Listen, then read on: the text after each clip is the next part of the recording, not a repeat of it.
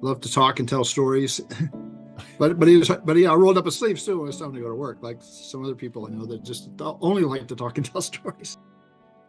John, in fact, was the Georgia Tech Sports Network.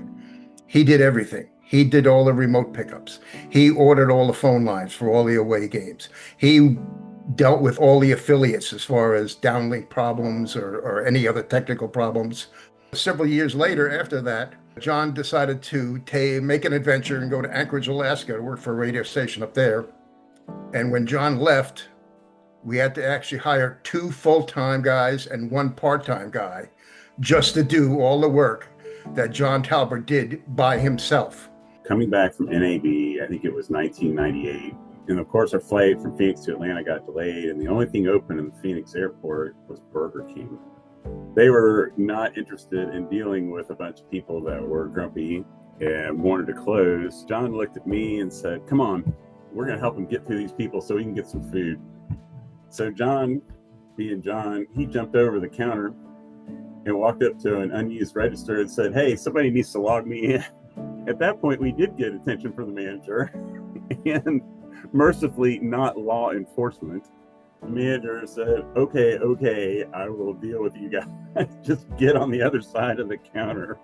That's just how John was. There was no problem that was going to be left unsolved. I do remember that whole EAS plan and everything else because we would get together regularly to go out to dinner. And John would bring along about 3 or 4 pages of stuff he had written up, including the operational areas and the who monitors who and the LP1s and everything else. And I was the proofreader. I had to proofread all the stuff for him.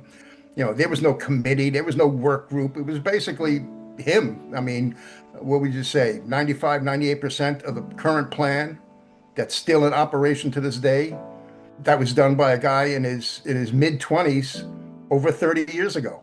We were looking for an heir apparent to Ron Wilson, who was our chief engineer at the time.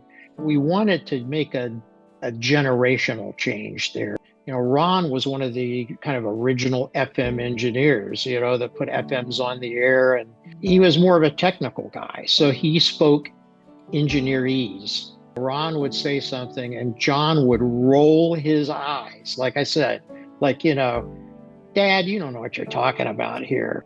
You know, there's still cables running through that building that I'm sure John pulled through the floor. That stuff is all still working. Yes, the technology has changed a little bit, but I think it's recognized as one of the premier radio facilities that was built during that time.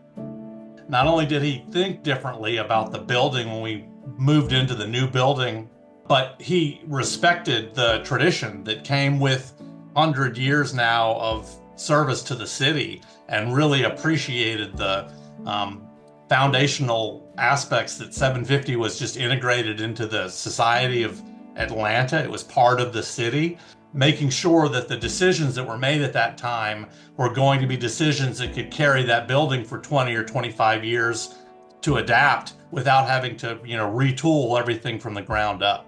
He just had a wicked sense of humor. And this was a guy who was going to be dealing with the likes of Neil Bortz at Clark Howard and would probably need that sense of humor, you know, at some point.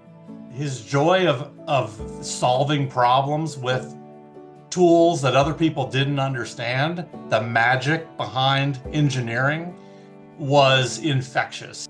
I miss John dearly, and he was just one of a kind. I've never heard anybody say a single bad word about John. Don't say that. He's not missing so long as the best pieces of him continue on inside me and inside the people that he touched.